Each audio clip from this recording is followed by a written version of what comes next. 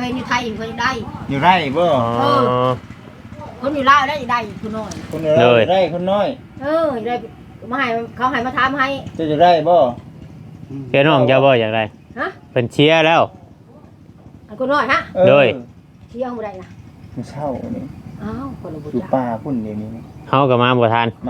คือกันขอบใจได้ขอบใจเลยบ้านคณะรับจ้างเลยบ้านคณะเขาจ้างโอ้แต่เข้าให้โอ้แต่ถ้าไปเอาเงินเข้าเจ้าเลือกเอาเข้าเด้พี่น้องเพราะว่าเขาเพิ่นตัวนี้ได้เนาะยังตัวนี้แม่นบ่บ้านคณะเขาให้เลือกเอาระหว่างเงินกับเขาสิเอาหยังเราเลือกเอาเขาเพราะว่าเขานี่มันสำคัญนะบัดเอานั่นก็พอได้กินพอมีแห้งเนาะเพราะว่านั่นเฮากินบ่ได้ดอกกันบ่อันนั้นมาก็ต้องไปซื้อเพิ่นอีกแม่นบัดที่นี่น่ะคือเฮาว่าบัดนี้เด้อเนาะในเรื่องของทางลูกเต้าเนาะเห็นว่าเสียได้เสียใจแล้วเนาะลูกเต้าก็ได้ก็เสียได้เบิ่งมันบอกกลุ่มบ่นั่นแหละก็ได้ลูกคนสามารถเลยที่ทาง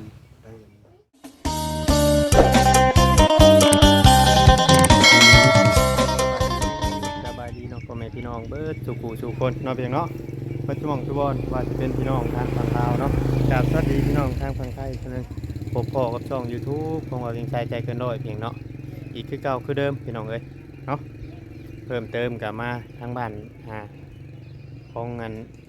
น้องที่ผู้เสียชีวิตไปผู้เฮาได้ถ่ายเมื่อวานนี่แหละพี่น้องเนาะที่เมย์เป็นเลี้ยงนะบ่มีเงินพาไปหาหมอว่าจะย่อมยกให้คนถ้ามีผู้ใดพาไปหาหมอเนาะพี่น้องเนาะถ้ามีผู้ใดช่วยชีวิตลูกเพิ่นเนี่ยเพื่อจะย่อมยกให้หากแต่ว่าเมื่อนี้จะเป็นการเศร้าใจว่าเฮามาบ่ทันพี่น้องเนาะเฮามาบ่ทันน้องแล้วพี่น้องตั้งใจว่าจะพาน้องหาหมอพี่น้องแต่เรื่องมันเกิดขึ้นแบบนี้แล้วก็มีแต่ว่าต้องยอมรับและให้เพิ่นสู้ต่อไปพี่น้องเนาะจังไดก็ไปเบิ่งไปชมกันพี่น้องเนาะสบายดี FC ก่อนนายเถิดสบายดีทางเราสบายดีก่อนเนาะเลยน้องไงเนาะไฟก็ได้ไปสากอยู่เพื่อนเมย์บ่ว่าบ่คำดาวบอยู่นะได้ไปสำลักนะเนาะรักของแม่ก็รักแม่กับลูกรักของแม่ใช่ป่ะรักไปสากนำในรักเนาะรัก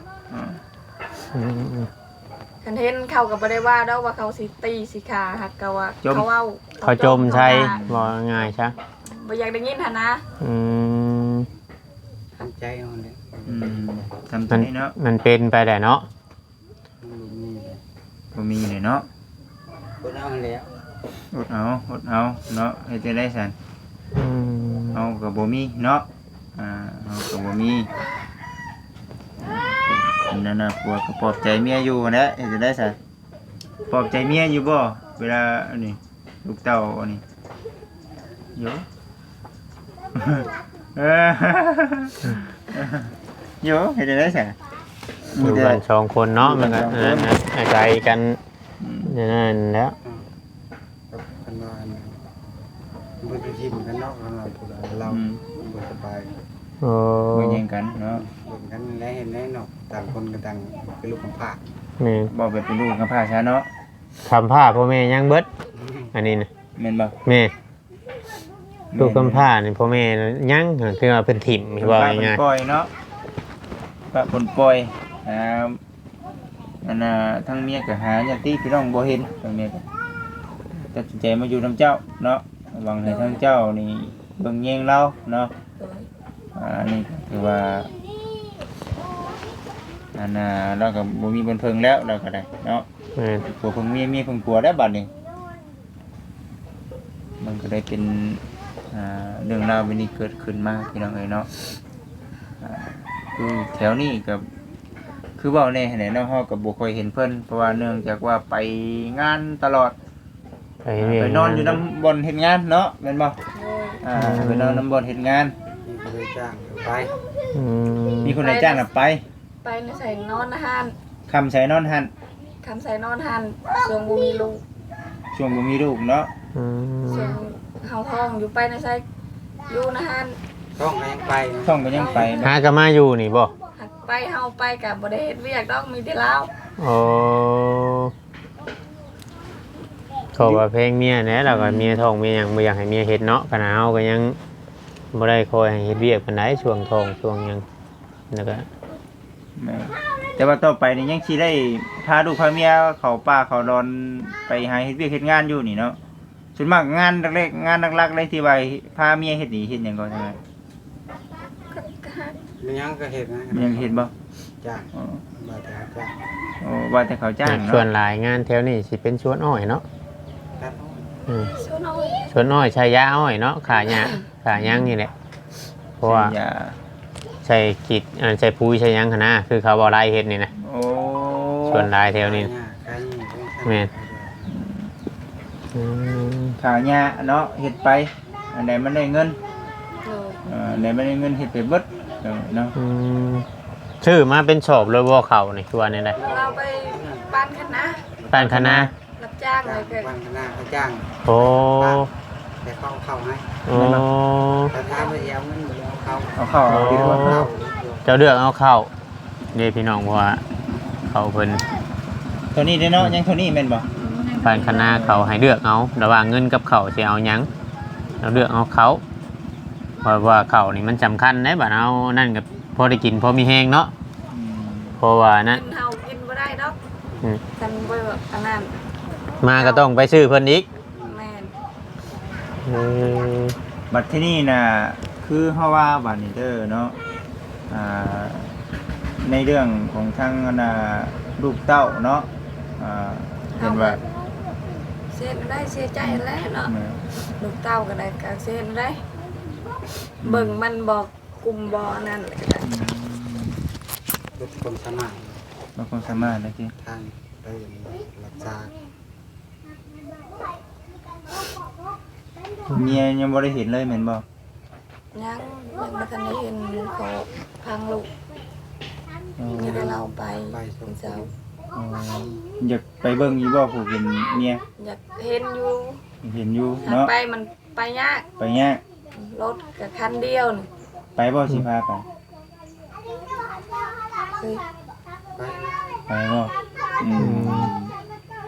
เดี๋ยวยันว่าเนาะ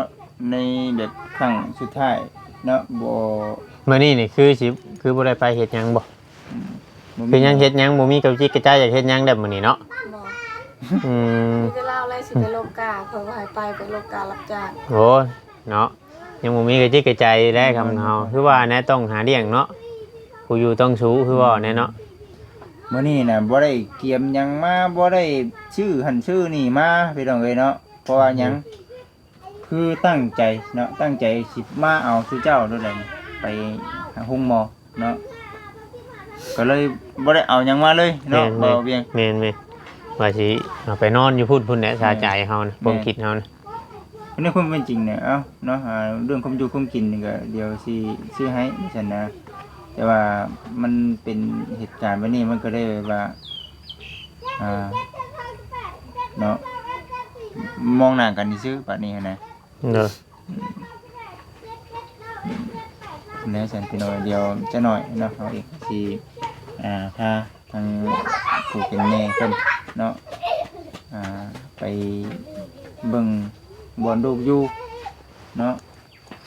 เบิ่งบอลลูกอยู่ครั้งสุดท้ายเนาะครั้งสุดท้ายจ้ะเนาะ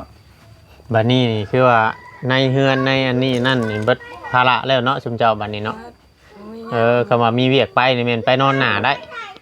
บ่ได้ห่วงหยังแล้วบัดนี้เนาะ ห่วง อืม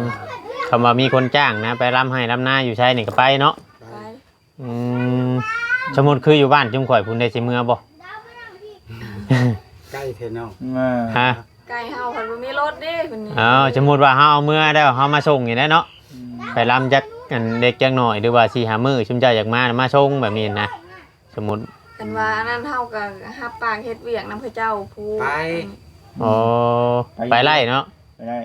ไปได้คันว่าอันนั้นเฮาก็ฮับปากเฮ็ดเวียกเฮ็ดหน้านำเขานี่เขาดำปะเลยเดี๋ยวนี้นะ อ๋อ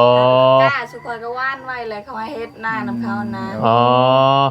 หาวิธี ฮัก มันยากลูกคืออันนั้นแหละ ยังบ่ทันได้ออกไป ยังไม่ได้ออกไปคือจะดำแล้ว โอ้ มาสิช่วยช่วยแห้งกันเนาะ อืม แต่ว่าบัดนี้ก็ในเรื่องของทางเจ้าหั่นแหละบัดนี้สิเฮ็ดได้อยู่บ่ล่ะก็คลอดลูกใหม่ เนาะ เฮาเฮ็ดบ่ได้เฮาก็เฮ็ดไปแบบซั่นแหละ ชักหืดชักยานี่แหละยามีเหือมีแห้งได้คนได้ลูกใหม่ต้องเสียเลือดเสียหยังนี่เฮาต้องชักยามีสมองวิตามินได้ปกติ แม่นอยู่ยังบ่ได้เฮ็ดหยังได้บ่เดี๋ยวนี้ ยาเข็มหนึงได้ซักแล้วบ่นี่ค่าได้ลูกนี่ฮะ ยังมากินยากินมันนั่นบ่ โอ้มั้ง อันเลือดออก เออ มันต้องได้ซักเลยบ่จิ แม่นบ่ แม่นถ้าเมียข่อยเราได้ลูกฮะใส่ซักยาบำรุงมายังข้างนี้ได้เผื่อมีเหือมีแห้งเด้เพราะว่าเสียเลือดเสียหยังหลายเด้ได้ลูกนี่มันบ่แม่นธรรมดาเด้เพิ่นบอกพวกผู้เฒ่าเพิ่นเคยผ่านน้ำร้อนมาก่อนเฮา แล้วก็ต้องคลำความอยู่ความกินอีกเนาะ แม่น ลำแรกคือคู่มื้อนี่เฮาก็บ่ได้กินจัง เจ้าอย่าชะล่าใจได้นี่เนาะในอยู่ในกินนี่เจ้ากินไปทุกที่บ่ได้ได้คือพิษกรรมลูกเชียร์ไปทั้งเชียร์ทั้งแม่ทั้งลูกเลยบ่ได้เด้ เฮายังบ่ทันได้กล้ากิน น้ จั อง งเนาะ แม่น เป็นปีบ่หรือว่าหึงเติมนึงเนาะ เป็นเดือนหนึ่ง ก้าว่าเจ้าแข็งแห้งแม่น2-3เดือนพุ่นน่ะก้าว่าเรามีแข็งแห้งปกติ คันว่าลูกอยู่น้ำคันลูกกินนมเห็นคลำลูกนะยันลูกเป็นหันเป็น แม่ นี้ เราก็สิฮู้อยู่ดอกเราเคยมีลูกมาก่อน อ๋อใครเนี่ยเด้ เพราะว่านั่น เฮ้ยเนาะ มันเป็น นั่นแหละฉันพี่น้องเอ้ยเนาะบ่กันบาด อันนี้ก็เพิ่นใช้กุญแจไว้ที่ยันเข้าไปในมีหยังอยู่ในนี่ ใช่ จ้า ไหมนะ จ้า เออ มันก็มีแต่มอนนั่นเครื่องนั่นและพอโพงเขาและ เพื่อนเขาเจ้าอยู่มีคนสิมาอยู่บ่ เขาเจ้าอยู่ใช้ดิน เขาอยู่ไส เขาอยู่ไทย อืมคำเข้ามานี่ชุมเจ้านี่เมื่อชิดเลย เมื่อซีด อยู่นอกนี่ก็บ่ได้อยู่ ไม่ได้อยู่แล้ว โอ้ มีจะไปแล้วคันคือจะให้ไปก็ได้ก็ ยังเดียวแล้วบัดนี้เนาะแม่จีเนาะ เขาเจ้าให้ไปก็ไปได้ติ เอ้าคำเข้ามานี่เขามาอยู่นี่เพื่อนเขาเจ้าอะเราสิไปอยู่ใช้อยู่นอกนี่เขาก็บ่ให้อยู่หรอก มาอยู่แล้วเนาะ ให้อยู่เพื่อนเขาเจ้า แม่นอยู่ เออ แต่ว่าเป็นเพื่อนน้องบ่โดย เพื่อนน้อง อันนี้คือมีใช้พื้นใช้ไผอยู่ซั่น มีข้างแม่แต่เขาอยู่ที่ก่อน อ๋อเขาอยู่แต่ก่อนเขาต่อมา ต่อมาที่เพื่อนแม่ อืม หากอันนี้แม่บ่ให้ต่อเด้ยันภายใหม่เฮือน เอาดีด้วยนี่เนาะไปไม่เฮือนเดี๋ยวมันสิเป็นย้อนชูอีกแล้วเลยเนาะบ่ให้อีกเนาะ โอ้ยสร้างเป็นแทน เป็นย้อนชูเจ้านี่แล้วฉันเนาะสิแล้วกูจังบ่อยากให้อยู่นั่นว่าซั่นแหละแฮงชูอ้างใจอีกบัดนี้ก็ได้เนาะแฮงมุดนี่เนาะจะอยู่ยังก้มหน้าก้มตาแล้วว่าซั่นนี่ยังก้มหน้าก้มตาเลยเนาะมันเป็นหันเป็นนี่มากเลยเพราะแฮงเนาะแล้วฟังไปเนาะว่าสิเป็นจังไดเนาะ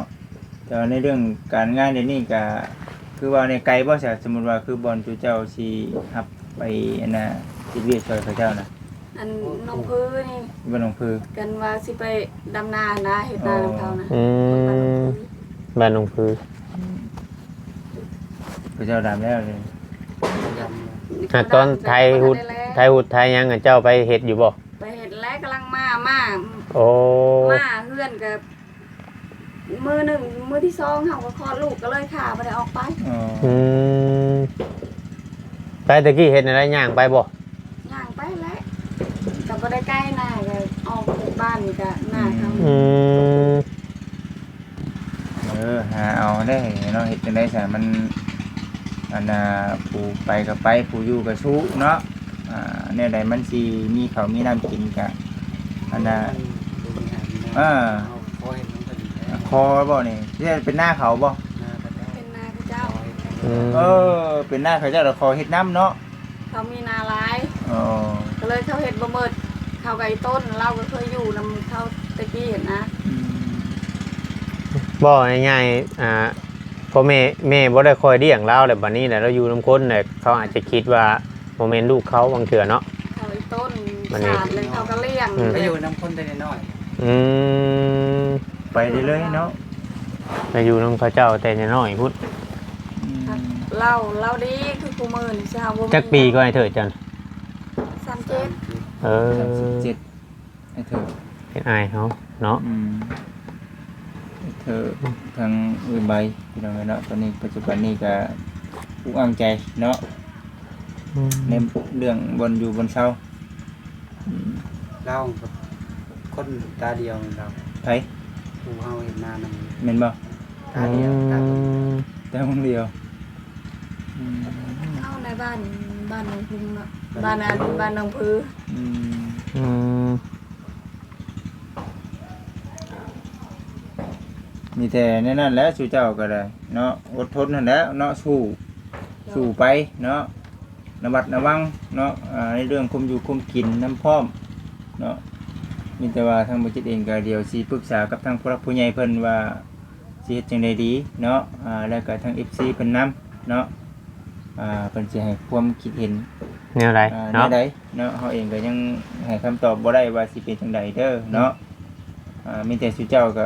เนาะดูมันเนาะเฮ็ดเวียกเฮ็ดงานนั่นแหละเบอร์บ่จิตก็เอาไปนำแน่เนาะเอาโทรศัพท์ก็บ่ได้มีเนาะ บ่ได้มี บ่ได้มีโทรศัพท์เลยบ่น ก็ยากเล โอ้ ยเนาะ หวานเบอร์เอาเบอร์ไปคือเก่าเด้อเฮาติดต่อสมมุติว่าเฮาอยากติดต่อหั่นนะ สมมุติว่าต้องถึงที่เฮามาเนาะ แม่ เฮามาแบบบ่พอบ่เคย บ่พอคันว่าม่านคันว่าแบบสิมาแบบบ่บอกว่าเตือนกันน่ะบ่รู้จักกันน่ะบ่พอ อืม โทรศัพท์ตั้งโต๊ะแล้วกดปุ่มเนาะใครแน่พอได้ยิงเบอร์เอาเนาะ เนาะ ใครอยู่เด้ได้น่ะ2เซนเนาะประมาณ2เซน อืม เซนไป แม่น พอได้นี่นะพอได้นั่นน่ะ โทรศัพท์นั่นคันว่าอยากซื้อนั่นหน่วยหนึงคันมีเงินน่ะ300,000ก็มีสัมภาษณ์ก็ได้อยู่ใน นี่บ่ อยู่ในหน้าเทิงนี่เฮารู้จักกันกับเขา ของมือชองมันบ่ 300,000ก็มี นี่ โอ้ นี่ทางเฮาน่ะบ่มีเงิน อื บ่มี ม เงินจะซื้อเลยซื้อกินเจ้าของยังบ่มีเลย อืม แมนอยู่จะบอกในเรื่องนี้ก็แมนแต่ว่ามันก็จำเป็นคือกัน แต่ว่า มาโท ต่อ ร หาภัย แม่น กันว่าอยากได้โทรศัพท์น่ะกันว่าอยากลิ้นกับบ่ได้อยากลิ้นนะกันว่าแบบเวลามีเวียกมีงานก็เฮาก็คือตาบอดเพื่อสิไปหาเขาเวลาหาบ่มีคันมีโทรศัพท์มันก็ดีแนวหนึงเพื่อสิติดต่อหาเขาง่ายถ้าเป็นหันเป็นนี่ จะเคยใช้อยู่บ่เคยมี เค อยยู่บ่ ใช้อยู่ อืม ช่วงนี้น่ะบ่มีช่วงอยู่คนเดียวเป็นผู้สาวน่ะเคยใช้อยู่ อืม ว่าปัจจุบันนี่กับในความเป็นจริงเนี่ยก็บ่ให้เลือกเข้ากับบรรดาโทรศัพท์นี่เลือกเข้าได้หลายกว่าเนาะ เลือกเข้าแล้ว เออแต่ว่าคันว่ามีก็ดีเนาะ ดี เสียงยังบ่จิคิดกัน ยามให้ยามหน้าได้แต่เนาะมันก็สนั่นอยู่ เฮาน่ะคันว่าสิเจ้ามาแบบว่าคันว่าบ่ได้บอก อันนี้นะเฮ็ดค่อยทานนี่น่ะโอ้กันบอกไปแต่เอาไปทิมผู้น้อยแล้วออกไปหน้าแล้ว เวียกเนาะ วิอยากสิเฮ็ดนำเขายันบ่ทันเขา อืม แต่ว่าบัดสิเฮ็ดซ้ำสิเฮ็ดได้เด้อเนาะเจ้ามันเนาะอ้าย แม่น คนหากอันนี้ใหม่ ต้องเข้าใจกันอีกได้เนาะอ่านผู้เฮ็ดหน้านำกัน แม่น บ่เขาก็บ่ได้ว่าดอกค่ะพวกคนนี่แหละสิไปเฮ็ดน่ะคอยไปอยู่ให้กิน อ๋อเฮ็ดอยู่เฮ็ดกิน เขานะเขาก็ให้อยู่เขาตอนแรกเขาก็มานอนบ้านสุขอยนอนเขานะฮะ โอ้เจ้า เครื่องคล้องนะตียังของเขารถตอกรถไทย อ๋อเจ้าใกล้ทางอยู่บ่เถียงนาน่ะ ลงไปลุ่มน้อยหนึ่งแต่ทางบอดี้นะทางแบบ รถนี่ไปบ่ได้บ่ ไปได้กับมันโอ้ยเดี๋ยวนี้ไปไม่ได้แล้ว โอ้ เออ วันนั้นนี่ว่าจะเอาคนหน่อยคนบ่ ไอ้ เอาแล้วบัด จะมาสาบไปแล้ว อ้าวลงเพลลงลายเคยอยู่ไทยเคยได้ อยู่ไร่บ่ อ๋อ คนอยู่ลาวได้ได้คนหน่อย คนอยู่ไร่คนน้อย ได้มาให้เขาให้มาทำให้ จะอยู่ไร่บ่ เพี่น้องเจ้าบ่อยากได้ ฮะ เป็นเชียร์แล้ว คนหน่อยฮะ โดย เที่ยวบ่ได้นะ มันเช่านี่ อ้าวคนละบุ อยู่ ญ ป่าพุ่นเดี๋ยวนี้ เฮาก็มาบ่ทัน มาบ่ทันคือกัน ขอบใจ อืม ว่าจ้าจ้า เออ ขอบใจขอบใจ โดย เออ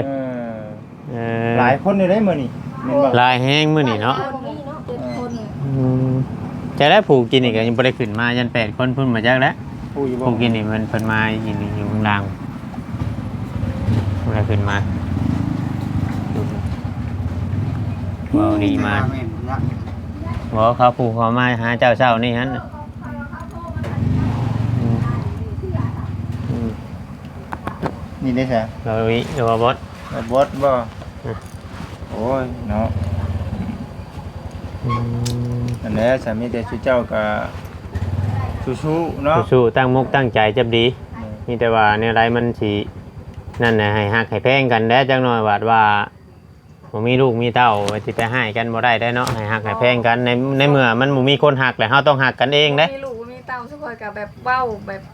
กันว่าเที่ยงกันกับเที่ยงกันแบบนั้นนะบ่เคยตีบ่เคยละนะมีแต่ปล่อยด่ากันซื่อๆได้ยินแต่เสียง บาง ปาก สิ่งบางอย่างเนาะ โดย มันก็มีอยู่แหละผัวเมียได้ใช่ที่เราเลยเนาะแต่ว่าหักแข่งกันไว้เนาะ ก็บ่เคยตีกันดอก อืม หักแข่งกันไว้พี่น้อง FC